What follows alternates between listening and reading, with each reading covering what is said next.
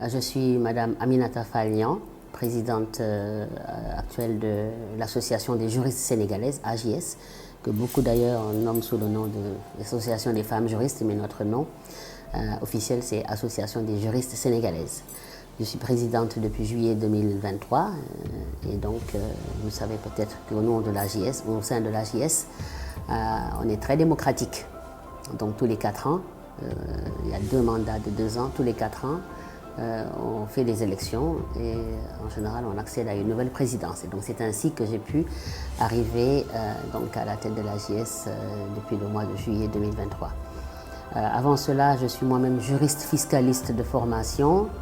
J'ai travaillé pendant 10 ans en cabinet avant d'intégrer la Banque centrale des États de l'Afrique de l'Ouest, BCEAO au siège, où j'ai fait le reste de ma carrière jusqu'à ma retraite en juillet 2022.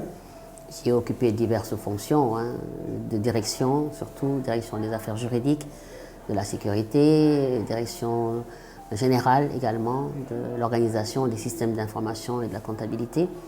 J'ai été conseiller du gouverneur, c'est ma dernière fonction avant de quitter. Donc aujourd'hui je suis à la retraite et donc je me consacre pleinement à l'Association des juristes sénégalaises. Mais entre autres activités, je suis également membre de la Sénat, la Commission électorale nationale autonome, depuis donc le mois de novembre 2023. Et donc c'est ainsi que j'ai eu à travailler au sein de la Sénat. Je travaille toujours au sein de la Sénat, voilà, dont je suis membre. Par ailleurs, je suis également présidente de la fondation de l'université Cheikh Anta Diop de Dakar depuis 10 ans. Et une fondation qui appuie l'université dans toutes ses activités, principalement ce qui concerne l'amélioration des conditions de travail et de vie des étudiants. Voilà ce que je suis en train de faire, ce que je fais actuellement. Et je suis aussi administrateur indépendant dans des sociétés, au sein du conseil d'administration. Au titre de l'AJS, je représente également l'association comme membre du conseil de surveillance du Millennium Challenge Account, MCA2, qui est un programme financé par le gouvernement américain et l'État du Sénégal pour l'amélioration du secteur de l'électricité.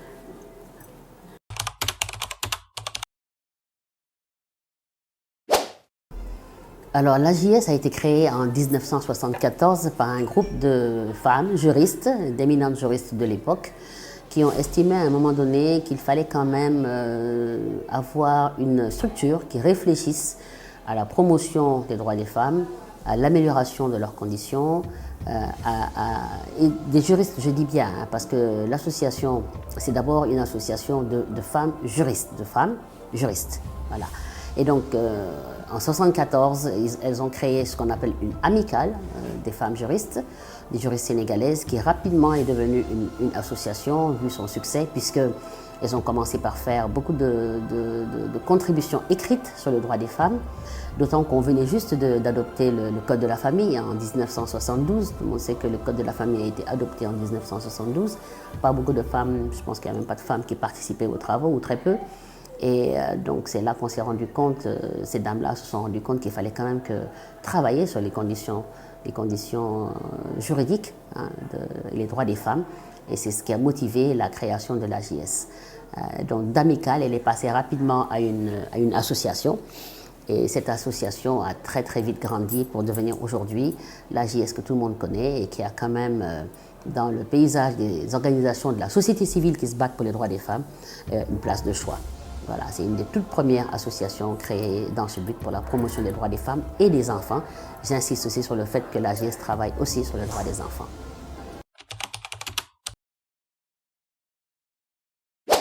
C'est travailler sur le droit. C'est du militantisme pour l'émancipation des femmes et pour travailler sur l'amélioration des droits des femmes, la promotion des droits des femmes. Donc il fallait regarder, par exemple, les conditions de travail des femmes.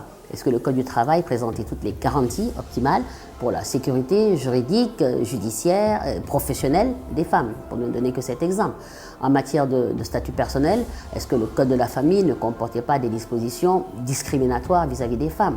Est-ce qu'en matière de droit pénal aussi, il n'y avait pas des dispositions qui pouvaient porter atteinte aux droits des femmes ou préjudicier aux femmes?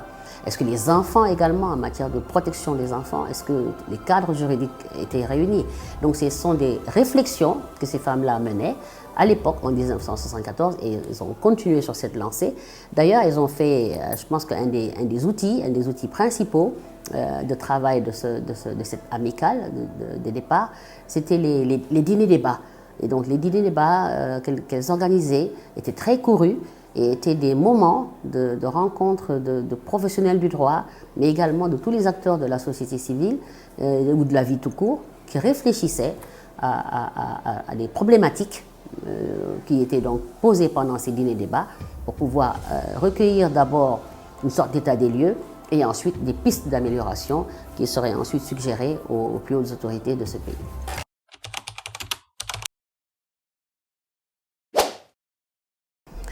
Beaucoup d'évolutions parce que l'AJS n'a pas travaillé toute seule. Vous savez, rapidement, je pense qu'elle a fait des émules et beaucoup d'autres associations se sont créées qui, elles aussi, œuvraient pour la promotion des droits des femmes et des enfants. Et donc, ces associations, en relation, en partenariat avec l'AJS, souvent, quelquefois l'AJS aussi toute seule, ont pu travailler sur beaucoup de problématiques. Je peux déjà citer les plus récentes peut-être. On peut commencer par la toute dernière à laquelle on est parvenu. C'est la loi criminalisant le viol et la pédophilie qui permet de durcir les sanctions contre les prédateurs sexuels et les délinquants sexuels. C'est la loi de 99 également sur les violences conjugales qui a permis cette loi-là de combattre les violences au sein du couple et de manière générale les violences contre les femmes, ce qu'on appelle les violences basées sur le genre. Il y a également une loi de 2008 qu'on appelle loi sur l'équité fiscale, qui permet aujourd'hui aux femmes de prendre en charge leurs enfants, aux femmes qui travaillent, qui ont des revenus. Il y a la loi sur la nationalité, qui permet également aux femmes sénégalaises mariées à des étrangers de transmettre leur nationalité à leurs enfants, parce que ça n'existait pas. Il y a la loi sur la parité, pour parler de leadership féminin, parce que là aussi c'est un point important. Pousser les femmes à entrer en politique, pousser les femmes à occuper les postes de décision, à être présentes dans les instances de décision. Et la loi sur la parité de 2010 est une loi fondamentale, acquise de haute lutte par beaucoup d'associations de femmes, dont l'AJS, et qui permet donc, et qui fixe une parité absolue homme-femme dans les instances électives et semi-électives. D'où donc la présence de nombreuses femmes au sein du Parlement, la présence de nombreuses femmes dans les collectivités territoriales.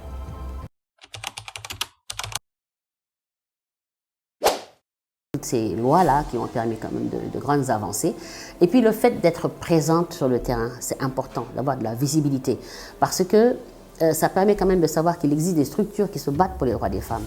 Et cette présence-là, l'AJS-là, puisque rapidement elle a créé, donc parmi ses moyens d'action, il y a ce qu'on appelle les moyens de sensibilisation, ce qui est la formation, le renforcement de capacités, des plaidoyers, des forums, des causeries sur le terrain. C'est-à-dire que nous, on n'a pas attendu, on ne reste pas dans les bureaux pour travailler. On descend sur le terrain, on travaille sur l'autonomisation des femmes, l'accès à la terre, c'est un des points aussi très importants sur lesquels nous nous battons parce que le droit positif sénégalais aujourd'hui n'interdit pas à une femme d'être propriétaire foncier. Mais ce sont les pesanteurs socio-culturelles qui font qu'aujourd'hui, beaucoup de femmes n'accèdent pas à la terre. Et également les moyens économiques, puisque n'ayant pas de terre, elles ne peuvent pas accéder au financement, ou alors si même elles ont une parcelle de terre, n'accédant pas au financement, elles ne peuvent pas la valoriser. Donc toutes ces questions sont des questions sur lesquelles nous travaillons, mais de manière vraiment opérationnelle, tout en réfléchissant sur le plan stratégique à comment améliorer les textes, à comment refondre les textes pour qu'ils protègent davantage les droits des femmes. Et c'est ainsi que nous avons pu quand même vraiment investir le terrain, notamment à travers ce qu'on appelle nos boutiques de droit, on pourra y revenir plus tard, et également la formation de ce qu'on appelle les parajuristes qui sont un corps de personnes volontaires, hommes et femmes, parce que nous travaillons avec tout le monde, et qui permet ce corps-là d'être des sortes de relais communautaires sur le terrain de l'AJS, parce qu'une fois formées, elles peuvent travailler avec les populations en toute proximité pour les éveiller, les sensibiliser sur l'importance de certains actes juridiques qu'il faut savoir poser dès la naissance, ne serait-ce que savoir déclarer son enfant à l'état civil et lui permettre d'avoir un bulletin de naissance qui est le point de départ pour tout être humain qui naît.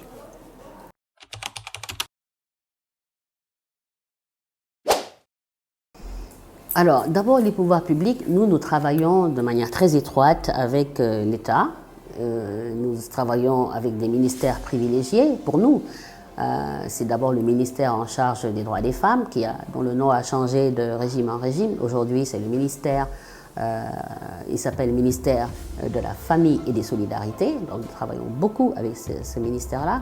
Nous travaillons bien sûr avec le ministère de la Justice. Et donc, quelquefois, c'est nous qui les sollicitons en leur remettant vraiment les doléances des femmes, si j'ose dire, mais également les progrès que nous souhaiterions voir adoptés dans le droit des femmes. Donc nous les partageons avec la justice, nous les partageons avec le ministère de la Femme et nous travaillons sur ces questions-là ensemble pour le progrès du droit.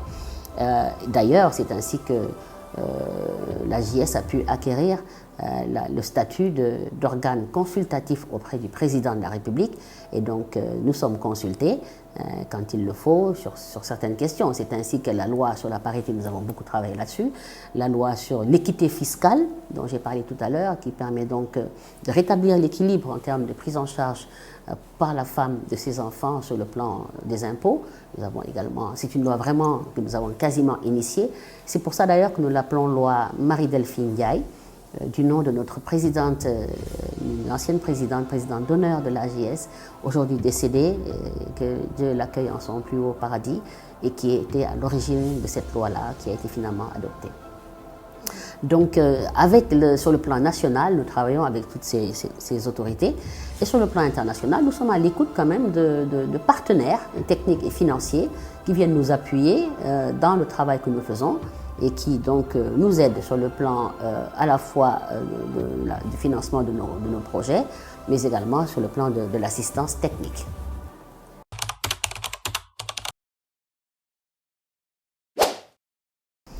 Oh, il y en a beaucoup, hein. Je peux dire qu'à chaque fois, nous avons vraiment travaillé avec toutes les sœurs. Bon, nous avons fait des marches blanches quand il y avait de très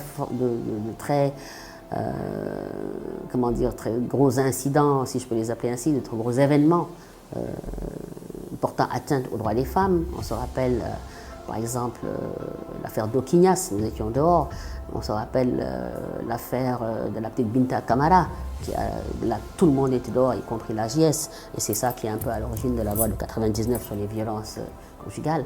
Il y a également, et même plus récemment, la loi criminalisant le viol et la pédophilie précisément. Donc on a également peut-être une ou deux anecdotes qui nous permettent de dire que la JS est quand même véritablement sur le terrain. C'est les grandes rencontres que nous organisons et qui permettent de réunir ce qu'on appelle vraiment l'essentiel des organisations des sociétés civiles, de la société civile qui travaillent sur le terrain. Mais je pense que l'anecdote principale, c'est même pas une anecdote, c'est vraiment un fait important, c'est vraiment la création de nos boutiques de droit. J'insiste beaucoup sur nos boutiques de droit parce que les boutiques, c'est la vitrine de l'AJS. La première boutique a été créée en 2008 et cette boutique était située à la Médina. Aujourd'hui, elle a fait des petits, hein, et donc nous avons notamment une boutique dans la région de Dakar, en tout cas à Pikine, également une autre boutique au niveau de la commune de Fass Gueule Tapée Colobane, et en dehors de Dakar, nous avons 7 autres boutiques, notamment une précisément à Thiès, à Kébémer, à Kaolack, à Sédhiou, à Kolda, à Ziguinchor. Donc nous couvrons 7 régions avec 9 boutiques. Mais c'est insuffisant. Et nous, ce que nous souhaitons, c'est avoir plus de visibilité sur tout le territoire national, mailler le territoire avec nos boutiques. Parce que les boutiques, c'est quoi? Les boutiques, c'est des centres d'accueil, de conseil, d'écoute et d'assistance aux populations, spécialement aux victimes de violences. Donc quand vous vous présentez à la boutique, de manière gratuite, nous vous prenons en charge. Nous vous écoutons, nous vous orientons, nous vous assistons par rapport à ce que vous voulez, que ce soit des problèmes de violence physique, sexuelle, économique, morale, ou tout simplement pour des problèmes juridiques que vous posez. Ça peut être des problèmes avec votre bailleur, ça peut être des problèmes avec votre employeur, des problèmes de droit social, ça peut être des problèmes de famille, de garde d'enfants, de divorce. Voilà, nous travaillons vraiment sur toutes les questions juridiques et donc ces boutiques nous donnent véritablement de la visibilité. Au-delà des consultations juridiques gratuites que nous faisons aussi, quelquefois, dans des zones différentes pour les populations. Donc là, tous les membres de l'AGS se retrouvent et en fonction des préoccupations exprimées, donc donnent des conseils aux populations qui sont entièrement gratuits. C'est ce qu'on appelle les journées portes ouvertes ou les journées de consultation juridique gratuites.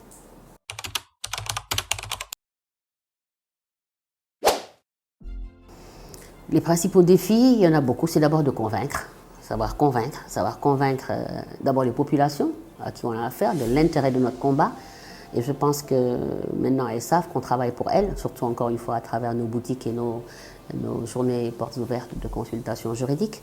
Ça, c'est une première chose. Le deuxième défi, c'était de structurer l'association et de la maintenir active, dynamique. Et ça, nous l'avons réussi.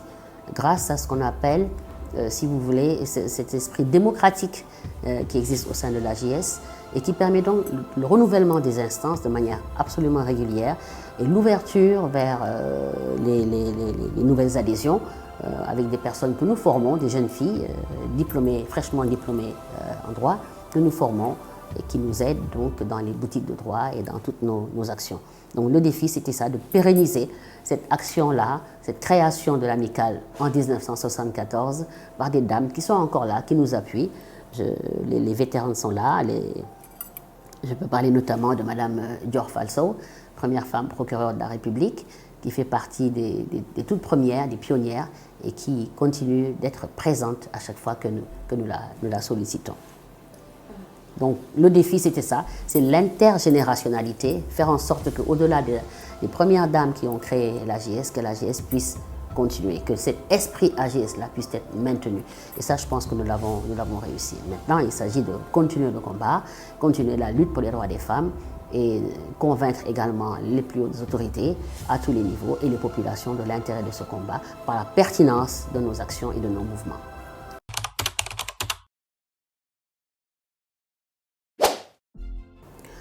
Je ne pense pas qu'on ait traversé de grosses difficultés qui aient mis en péril l'existence de l'AGS. Non, nous avons quand même pu vaincre cette période-là. Non, nous n'avons pas vraiment eu de difficultés.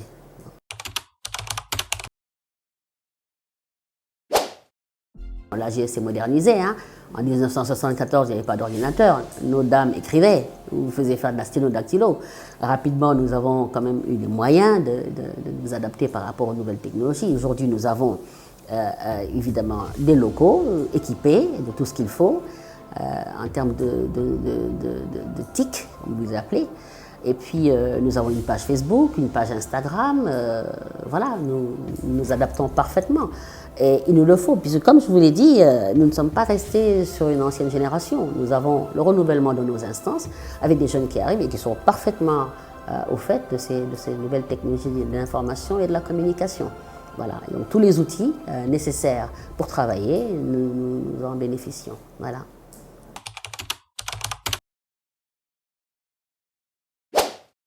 Nous formons beaucoup d'abord sur le droit. Quand nous faisons des causeries, quand nous faisons des renforcements de capacités, nous travaillons principalement sur les questions qui peuvent interpeller directement les populations et des problèmes auxquels elles sont confrontées au quotidien. Par exemple, il y a des familles où l'enfant n'est jamais déclaré à l'état civil. Or, si vous grandissez comme ça, sans papier, vous avez un handicap majeur, c'est que juridiquement, vous n'existez pas, vous n'avez pas d'existence. Donc, il nous faut convaincre les familles, les pères, les mères, les tuteurs, tutrices, qu'un enfant qui naît, il faut le déclarer à l'état civil. C'est les premiers combats. Voilà. Les autres questions, ce sont les questions quotidiennes, les problèmes quotidiens auxquels les populations peuvent être confrontées. Si par exemple vous perdez un être cher, un papa, une maman, qu'on vous convainc que pour pouvoir accéder à la succession, il faut un jugement d'hérédité. Comment faire pour l'avoir, selon quelle procédure. Si vous avez des problèmes dans votre ménage, également selon les problèmes, comment les régler. Nous ne sommes pas une association qui brise les ménages, hein. Non, non, loin de là. Souvent on nous reproche ça en disant vous faites passer votre temps à organiser des divorces. C'est pas vrai. C'est la première chose que nous faisons, c'est la médiation. Nous, on essaie de régler les problèmes dans les couples, dans les familles, d'abord. Maintenant, en fonction de ce que la personne qui vient nous voir veut, qui vient nous voir selon ce qu'elle veut, on peut l'aider à y accéder. Donc nous formons beaucoup, beaucoup, beaucoup et nous sensibilisons surtout.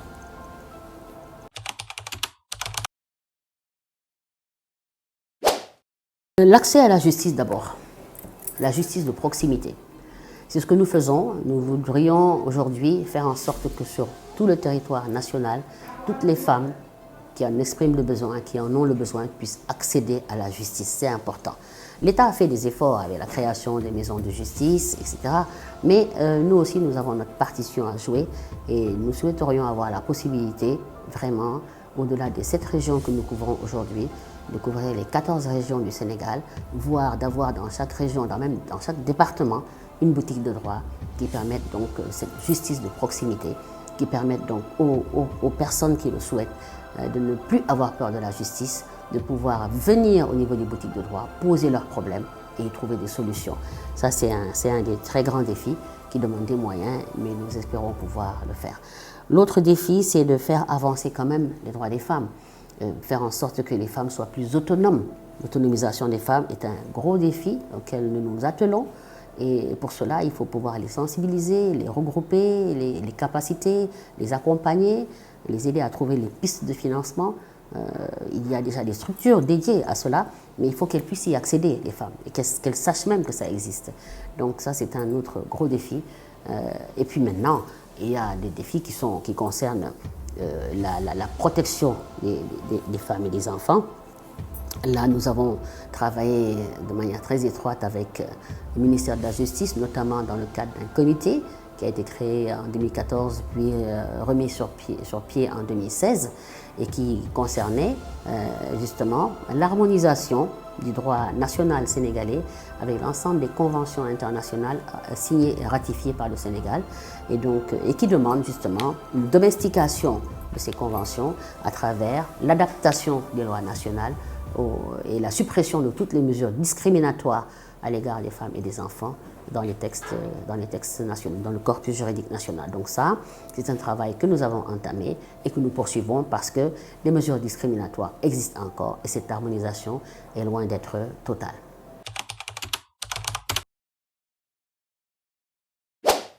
Et bon, ça c'est de la prospective, hein. Je pense que les générations à venir le feront. Pour le moment, nous avons tellement de mal déjà à gérer le quotidien, mais nous pensons que, vous savez, on ne peut pas avoir un monde sans violence, on n'aura pas un monde sans problème, sans difficulté. Donc il va falloir à chaque fois faire face au niveau type de problème, en fonction des contextes, en fonction de l'évolution du monde, et s'adapter à cela. Mais nous n'avons pas de soucis majeurs par rapport à cela, parce que nous savons que nous avons au sein de l'AJS la volonté, d'ailleurs, de progresser, la volonté de nous adapter, et nous savons que nous avons l'agilité nécessaire et l'intelligence des situations qui nous permettent aujourd'hui et qui nous permettront dans le futur de nous adapter à tous les contextes.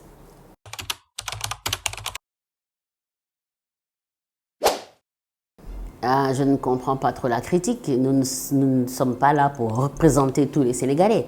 Nous sommes là pour travailler sur les droits des femmes et des enfants. Et un point sur lequel vraiment je veux insister, c'est que nous le faisons en tenant compte de notre contexte religieux et socio-culturel.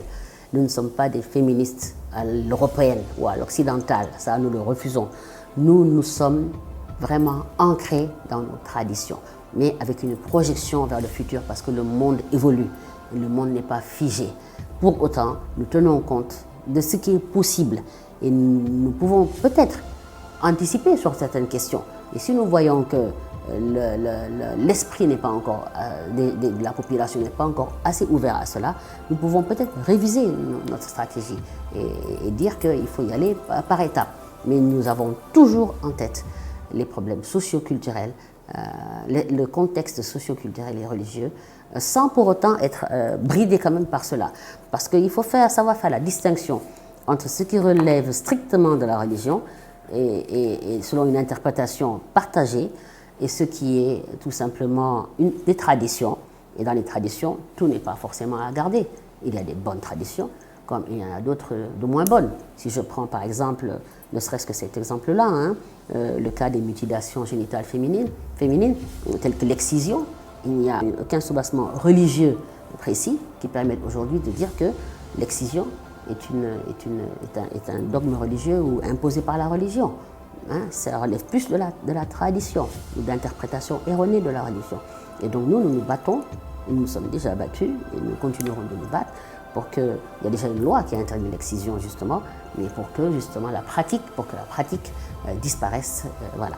Et donc ça, c'est un exemple parmi d'autres de notre faculté d'adaptation, mais surtout d'évolution par rapport à certaines traditions que nous considérons aujourd'hui comme surannées et à dépasser. Mais encore une fois, nous sommes des Sénégalaises, nous sommes des Africaines et nous travaillons dans un contexte que nous connaissons et que nous apprenons chaque jour à mieux connaître, pour progresser sans pour autant, si vous voulez, heurter des dogmes. Voilà.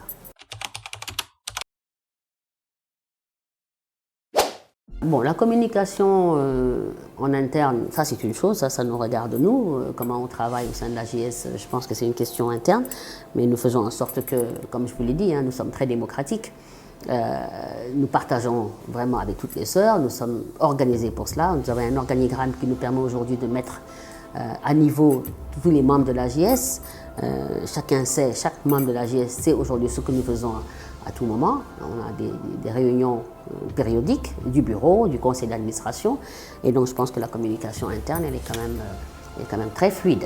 Maintenant, vis-à-vis de l'extérieur, nous faisons le maximum pour donner de la visibilité à nos actions. Ça, je l'ai dit tantôt. Nous avons les outils modernes tels que les pages Facebook, votre télévision, ne serait-ce que la plateforme que nous offrez contribue à nous donner de la visibilité.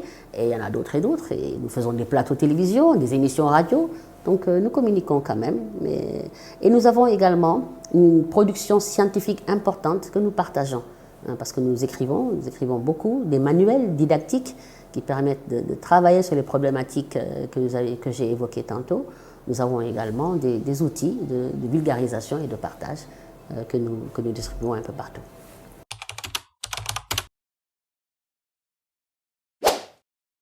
C'est à chaque fois qu'on réussit à faire progresser le droit des femmes, chaque fois qu'on arrive à avancer, ça on peut en être très très fiers. Nous le faisons encore une fois, souvent soit seuls, soit en partenariat avec des associations sœurs. Et à chaque fois, vraiment, l'AJS est très très fière des résultats obtenus. À chaque fois aussi que nous pouvons aider des personnes en détresse, c'est une fierté. Ça ne se voit pas, ça ne se sait pas peut-être, sauf à travers des chiffres et des statistiques. Mais à chaque fois que nous parvenons à faire sortir une personne d'une situation de détresse, véritablement, nous en sommes très très fiers et très heureuses. Voilà. Et je peux dire que au-delà des personnes qui se présentent à nous, il nous arrive nous aussi d'avoir des initiatives. Nous allons vers les personnes en détresse. Si par exemple vous prenez les enfants qui sont en situation de rupture avec la loi, nous travaillons avec le Fort B, les prisons, les personnes en détention. Nous voyons comment alléger leurs souffrances, leurs conditions de vie carcérale. Nous travaillons avec les femmes en détention aussi, en étroite relation avec l'administration pénitentiaire. Et donc à chaque fois que nous pouvons là aussi soulager les personnes, nous en sommes très fiers. Voilà. Notre fierté, c'est vraiment à chaque fois que la population nous dit merci pour ce que vous avez fait. C'est ça notre plus grande fierté.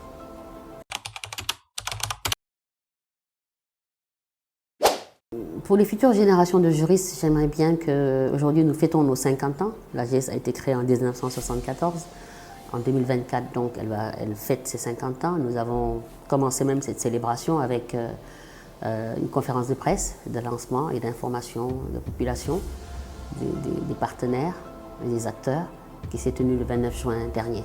Nous avons annoncé le programme des célébrations qui comprend un certain nombre d'activités que nous avons déjà commencé à dérouler. Par exemple, dimanche 28 juillet dernier, nous avons fait une grande randonnée pédestre sur les thématiques liées aux violences basées sur le genre et aux violences à l'exploitation sexuelle des femmes et des filles, précisément dans la zone de Kédougou, plus particulièrement dans la zone de Kédougou. Et donc ça, c'est une vraie belle activité qui a réuni beaucoup de monde, plus de 600 personnes.